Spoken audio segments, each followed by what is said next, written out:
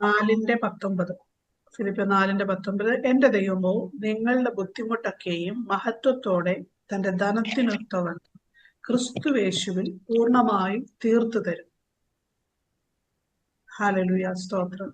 My God shall supply all your need according to his riches in glory by Jesus Christ. ദൈവത്തിന്റെ മഹത്വത്തോടെ ദൈവത്തിന്റെ ധനത്തിനൊത്തവണ്ണം.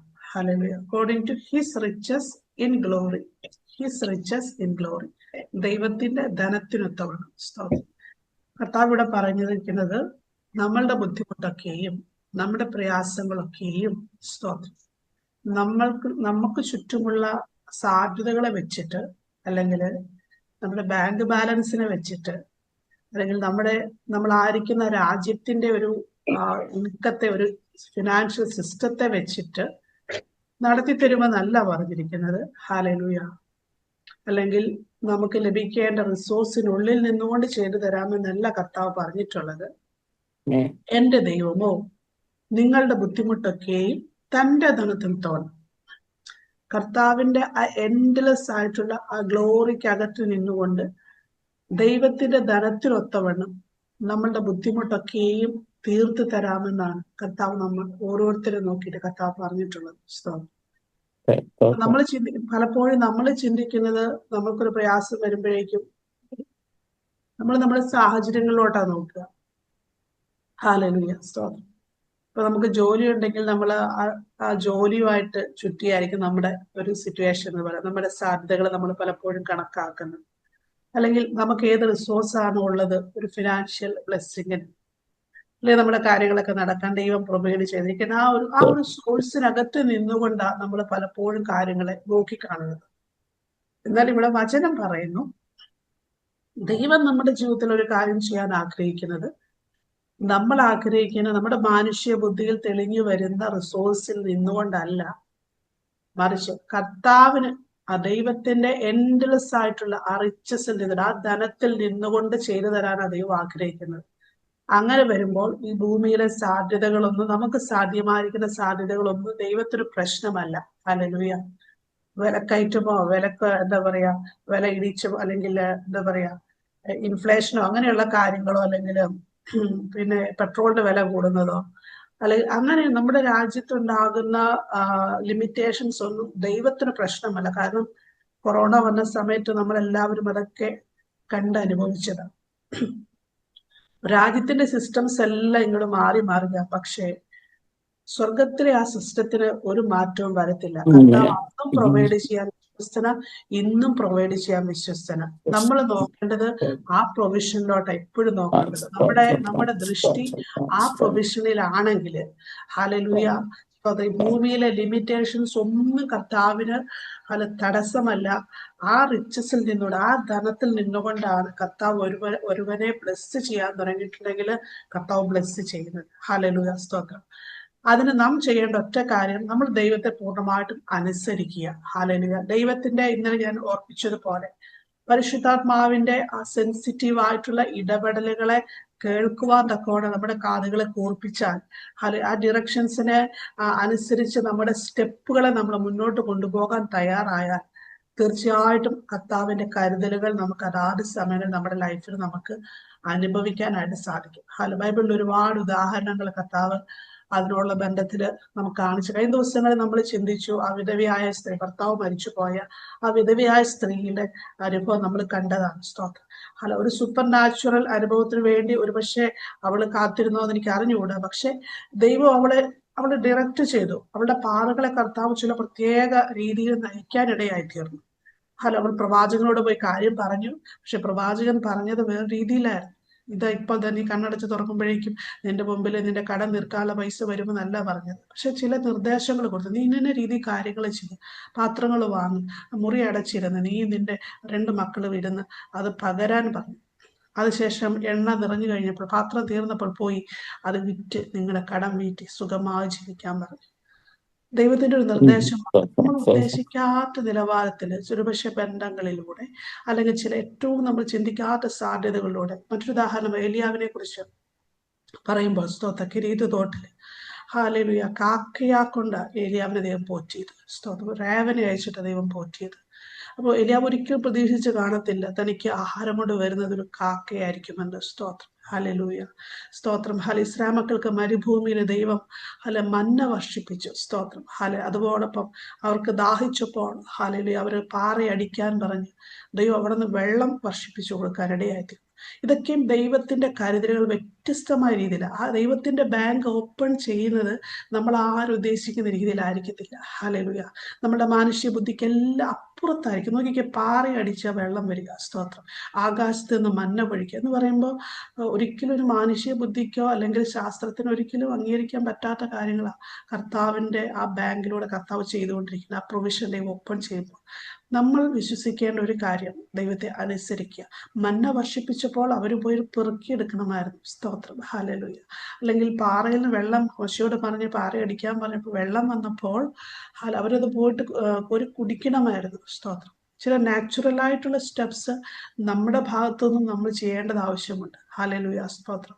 നമ്മൾ ആത്മീയരായിട്ട് കുഴിമടിയന്മാരായിട്ട് ഇരുന്നിട്ട് hallelujah സ്തോത്രം കർത്താവേ തരണേ തരണേ എന്ന് പറഞ്ഞുകൊണ്ടിരുന്നിട്ടുണ്ടെങ്കിൽ ഒരുപക്ഷെ കർത്താവ് നമുക്ക് ഓൾറെഡി പ്രൊവൈഡ് ചെയ്തിട്ടുണ്ട്. അത് നമ്മളോട്ട് എത്തണമെന്നില്ല. സ്തോത്രം.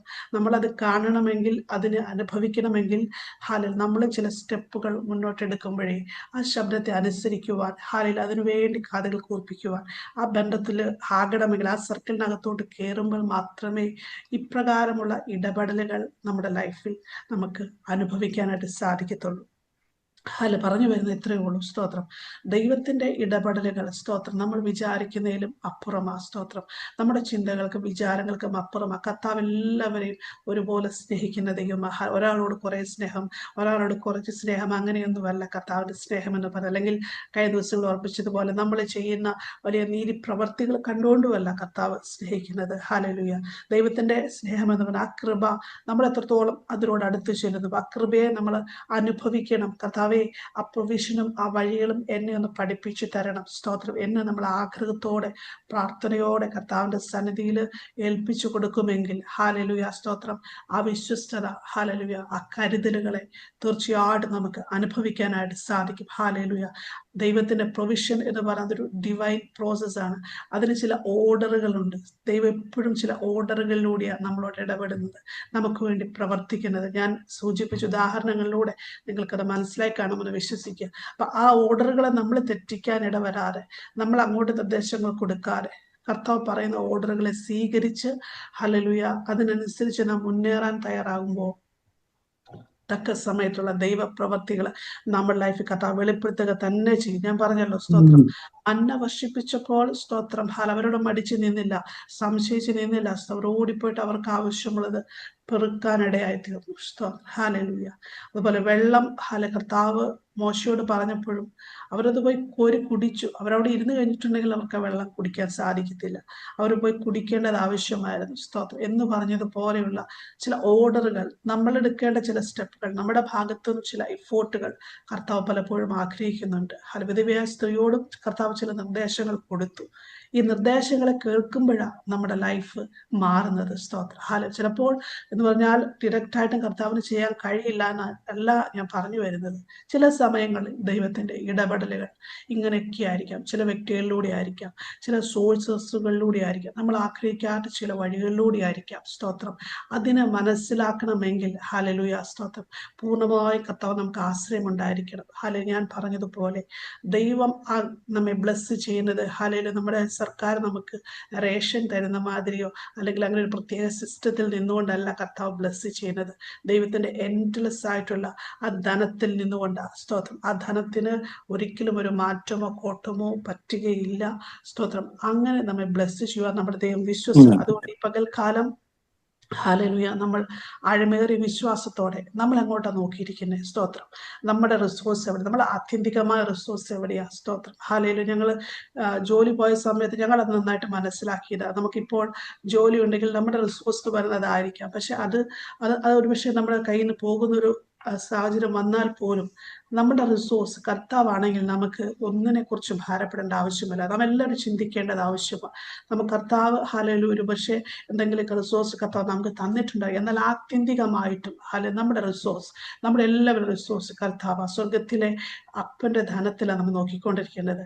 അതിന് കഴിയാത്തതായിട്ടൊന്നുമില്ല. നമ്മുടെ സാഹചര്യങ്ങളെ മാറ്റിമറിക്കുവാൻ, നമ്മുടെ ഒരു പടി കൂടി നമ്മളെ ഉയർത്തുവാൻ, നമ്മളെ ബ്ലസ് ചെയ്യുവാൻ, ആ ഗ്ലോറിക്കകത്ത് നാം കയറുന്നുണ്ടെങ്കിൽ അതിലൂടെയുള്ള സകല ബ്ലെസ്സിങ്ങുകൾ നമ്മുടെ ലൈഫിൽ വെളിപ്പെടുത്തുവാൻ കർത്താവ് ശക്തനാണ്. എന്നാൽ നാം ചെയ്യേണ്ട കാര്യങ്ങൾ, നമ്മളെടുക്കേണ്ട ചില സ്റ്റെപ്പുകൾ, നമ്മളെടുക്കേണ്ട ചില അനുസരണങ്ങൾ, നമ്മളെടുക്കേണ്ട ചില തീരുമാനങ്ങൾ, ചില സമർപ്പണങ്ങളൊക്കെയും നമ്മുടെ ഭാഗത്തുനിന്നും ഉണ്ടാകുമ്പോൾ സ്തോത്രം, ദൈവത്തിൻ്റെ വഴികളും നമ്മുടെ വഴികളും ഒന്നായി തീരുകയും അവിടെ ദൈവത്തിൻ്റെ മഹത്വം നമുക്ക് വേണ്ടി കർത്താവ് വെളിപ്പെടുത്തുകയും ചെയ്യും. സ്തോത്രം അതുകൊണ്ട് ഈ പകൽക്കാലം സ്തോത്രം കേൾക്കപ്പെട്ട വചനത്തിന് മുൻപാകെ നമ്മെ തന്നെ താഴ്മയോടെ സമർപ്പിച്ചുകൊണ്ട് സ്തോത്രം ദൈവം നമുക്ക് വേണ്ടി ഒരുക്കേണ്ട ചാനലുകളെ കുറിച്ച് നമ്മൾ പ്രവചിച്ചുകൊണ്ടിരിക്കേണ്ട ആവശ്യമില്ല.